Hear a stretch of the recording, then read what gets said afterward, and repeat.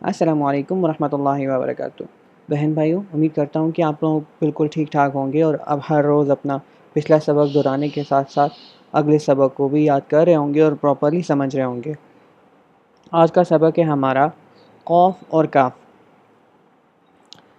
Basically ان کی ادائیگی جو ہے تو مطلب اس میں زیادہ ڈفرینس تو نہیں ہے، لیکن یہ کہ قوف جو ہے تو ہمارے پاس نقطے والی قوف جو ہے اس کو موٹا ادا کیا جاتا ہے، اور جو دوسری کاف ہے اس کو باریک ادا کیا جاتا ہے۔ اس قاعدہ جو کہ میں یوز کر رہا ہوں، اس میں نے آپ کو بتایا تھا کہ جو حروف جو ہیں تو سبز کلر میں لکھے ہوئے ہیں ان کو موٹا ادا کیا جاتا ہے۔ ٹھیک ہو گیا؟ اچھا، قوف کہاں سے ادا ہوتا ہے؟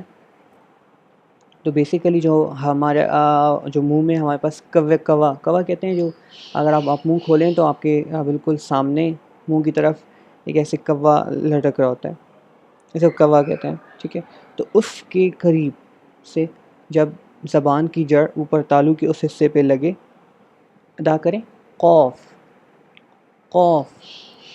ٹھیک ہے، زبان کی جڑ جب کوے کے قریب تالو سے لگے اوپر، ٹھیک ہے، تو اس سے قوف ادا ہوتی ہے۔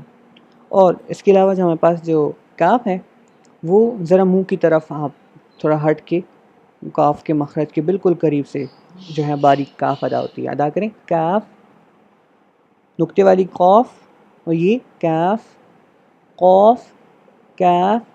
لیکن زبان جو ہے نا، جو نقطے والی قوف ہے اس میں اوپر کوٹ جاتی ہے۔ ادا کریں قوف اور کاف۔ ٹھیک ہے، تو یہ ان کا ڈفرینس ہے۔ پچھلا سبق دہرا لیتے ہیں۔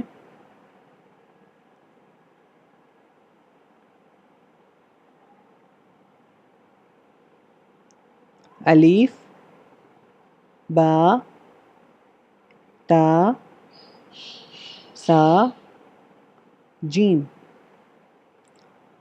حا خا دال زال را،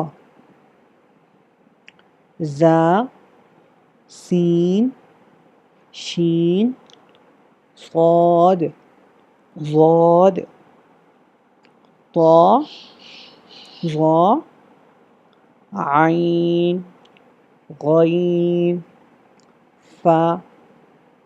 اور آج کا ہمارا سبق قوف اور کاف، قوف کاف۔ جزاک اللہ خیر۔